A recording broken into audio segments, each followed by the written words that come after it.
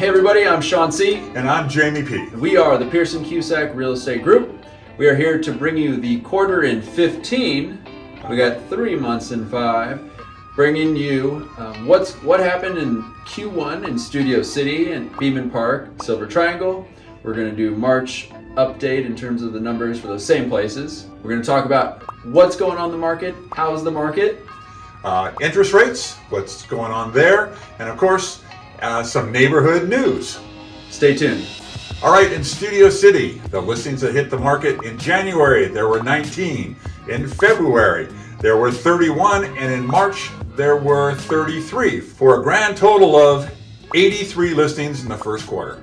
Let's talk about closed sales for the first quarter. In January, there were 10 closed sales. February had 13 closed sales, and March jumped up to 20 closed sales, to a total of 43 closed sales for the first quarter in Studio City. As the kids say, we're trending in the right direction. So in Studio City, the average sales price in January was $2,056,000. In February, it was $3,014,000. And in March, it was $3,006,000. And the average for the first quarter was $2,692,000. All right, how did that equate to price per square foot? In January, the average closed price per square foot was $872. In February, the average was $986. And in March, the average was $948, for an average quarter one price per square foot of $935 in Studio City. How long did all those houses take to sell? Well, let's tell them. So the days on market in January was 23. The days on market in February was 25. And in March, it was 29 days. The average days on market for the entire quarter was 26 days. So still under 30. Yeah. All right, Beeman Park. So here's how you break down for the first quarter. So there was 1 new listing in January. There was 2 new listings in March. Zilch. That's it. In February. That's a total of 3 in the first quarter. Beeman Park, there were no closed sales in the first quarter, so I can't tell you an average price per square foot or an average sales price because that's coming. All right, now on to the Silver Triangle. Silver Triangle, here are your stats for the first quarter. In January, you had 2 new listings hit the market. In February, you had 4. And in March, we had 3 new listings. In January, there was 1 closed sale in the neighborhood. In February, there was 1 closed sale in the neighborhood, and I'm gonna sound like a broken record, but in March, there was 1 closed sale in the neighborhood, for a total of 3 closed sales in the Silver Triangle in quarter 1. Did you use an abacus for that? All right, let's talk about price per square foot. And the average price per square foot in Silver Triangle for the first quarter was $1,108, which beats out Studio City as a whole. Wow. And the highest sale was $4,005,000, which is a great sale for the neighborhood. So Shawn, let's break down the month of March for them. Let's do it. All right, Studio City as a whole for March. Here we go. There were 33 new listings that hit the market in March. The median list price was $2,490,000. The median sold price was $2,600,000. The reason I looked at median for those is we had some high value sales and it kind of skewed the numbers, and I think that really parses things out to make it a little bit more accurate for you. The average days on market was 29 days, still really great. The homes that sold went 104% over their list price on average. The average price per square foot was $948, and the highest sale was $7,825. This house was incredible. If you saw it, I'm sure you'll agree. We saw it and it was fantastic. So this house was 4137 Mary Ellen. This was designed by local builder designer Rob Diaz, who's done some amazing projects in the community, and this one was one of my favorites that he did. It was very special. The home was located in Longridge Estates, featured handcrafted artisan plaster walls, imported tile work. I mean, the details in this house were phenomenal. An outdoor bathtub Yeah. off the primary bedroom, which was pretty cool and something we haven't seen before. Yep. All right, so now we come to Beeman Park. Jamie, let us know what's going on or what happened in Beeman Park in the month of March. Well, I'm glad to have something to talk about. Beeman Park, there were 2 new listings. Of those 2 new listings, one of them sold. It has not closed escrow yet, so we don't have an average sales price or an average price per square foot, but you will next month. And then one of those listings, the first listing was 12521 Sarah Street. It was a 4-bedroom, 4-bath home. It was about 2,800 square feet on an 11,000 square foot lot. Had a beautiful ADU. Yep. It's set back off the street on a little knoll, well designed, and I'm not going to be surprised that that will be a sold property when we next talk. The Sarah house is priced at $2,659,000, which I actually think seems like a pretty fair price. Pretty fair price. Second property that came on the market was located at 12841 Horton Street at the end of the cul-de-sac. It was a 2-bedroom, 2-bath, 1,433 square foot on a 6,700 square foot lot. It was a probate. It needed a bit of work, so we would call it a fixer. And the property was listed at $1,260,000. How about the Silver Triangle? I thought you'd never ask. All right, Silver Triangle. In the month of March, there were 3 new listings that hit the market. First one, 12438 Laurel Terrace. This is a relist priced at $1.399 million. This is a 3-bed, 3-bath hillside home, cute house, charming house, and kind of a great entry-level price for the neighborhood. Yep.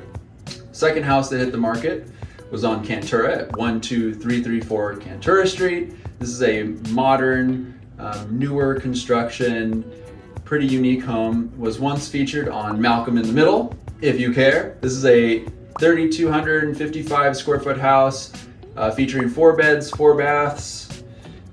Some really cool things like a floating staircase, some really nice finishes, a pool, and a little rooftop deck. And this home was priced at $4,225,000. Third home to hit the market was 12142 Laurel Terrace. This actually is another Rob Diaz design from a few years back. The home is priced at $5,499,000. Like I said, newer construction, built in 2018, so just about 5 years old. This home is a 5,500 square foot, 5-bed, 6-bath, beautiful home. Nice chef's kitchen, a theater room, pool, spa, all the amenities that you can think of, and size in the neighborhood. One home went into escrow. This is 12213 Hill Slope. We've talked about this home before. We've sat open houses, maybe you've seen our signs. The home went into escrow, was priced at $2,250,000. This is a 3-bed, 3-bath home. This home was reimagined and expanded from the original. It's now 2,826 square feet. A nice home, all remodeled, and I'm glad it finally found its buyers. Lastly, you had one closed sale in the month of March. This was 12458 Laurel Terrace. This was a 2-bed, 2-bath, 816 square foot house sitting on a 6,000 square foot lot. The property closed for $960,000 or $1,176 per square foot. So really small, so it's really driving that price per square foot, but I still think great sale for the neighborhood. And congratulations to the buyers and sellers of that property. Welcome to the neighborhood. So we're going to talk about the market. Jamie, how's the market? The market is pretty darn good if you're a seller. Inventory, inventory, inventory. That's what you hear everybody talking about when it comes to today's real estate market. There isn't anything to sell. I think from Encino to Burbank, there are approximately 280 homes available to buy. That's not very many. That's actually below pandemic levels. So if you're a seller today, people are wanting to buy your house. It's a great time to be a seller. Yep. We're seeing multiple offers, getting back to that craziness that was a year ago at this time. Yep. So now that we've covered the market, how's the rates? All right, we're going to talk about interest rates real quick. Interest rates at the end of the first quarter are basically on par with where they were at the end of February. Cost is up slightly, about an eighth of a point. The jumbo 30-year fixed is at 6.125% with 1.25 points. Conforming loan is at 6% with 1.125 points. The jumbo 15-year fixed is at 4.875% with 1.25 points. The conforming 15-year loan is at 5.5% with 1.125 points. Lastly, the 5-year ARM is at 5.375% with 0 points. Ultimately, the pressure is sideways. I think better than expected results from inflation data, hoping the Fed may be done raising rates, but ultimately we are going to call the weather report a bit cloudy. Keep your umbrella handy. Okay, here we are again. Save the date for our upcoming shredded event at Beeman Park. This is our 5th annual, month in 5, 5th, it's feeling good. 5th annual event. Can't believe it's already number 5. Yep. This is going to be May 20th from 10 to 1 p.m. Yep. Please RSVP if you haven't yet. We'll have a link below, and we are passing out flyers that'll have QR codes and links to ensure that you RSVP. But start gathering all your documents, Yep. all that old paperweight that you want to lose. Now's the time to shred with the Pearson Cusack Real Estate Group, and we're looking forward to seeing you guys out there. Yeah, remember, it's after taxes, so you can take all that tax stuff, just keep it in that box that you collected it in, and just bring it out. Our shredder is bonded, licensed, and you can watch it be shredded right in front of you, that wonderful little window. And bring the kids, they seem to love it. Popsicles on us.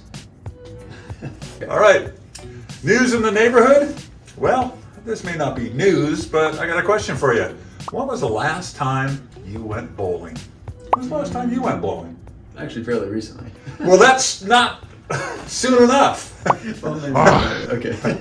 All right, so the Pinz Bowling Alley, formerly known as Kirkwood Alley or Kirkwood Lanes, when I was a kid, that's what it was called, has now been revamped, upgraded, and it's a lot of fun. So they have a pretty cool restaurant attached to it. They've got an outstanding menu. You can actually go to the Pinz website and book a lane in advance, which I think is really helpful.